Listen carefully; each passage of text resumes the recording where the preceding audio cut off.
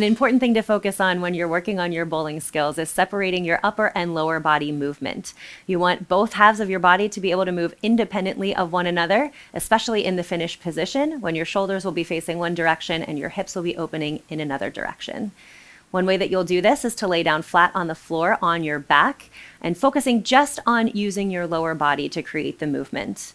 You'll be rolling from the back side of your body to the front side of your body, very simply by using your legs. You'll start completely long on the floor with your arms reaching back overhead, your legs long in front of you. And you'll start your roll by lifting one leg up into the air and dropping it across your body. As your leg drops down towards the floor, you're using that rotation just of your lower body to pull you all the way over to the front side of your body.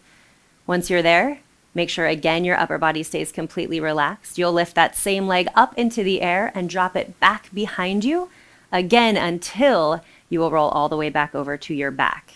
You want to make sure to do this with both legs in both directions, and the entire time that you're working, your upper body stays as completely still and heavy to the floor as possible, allowing you to create that separation, upper and lower body.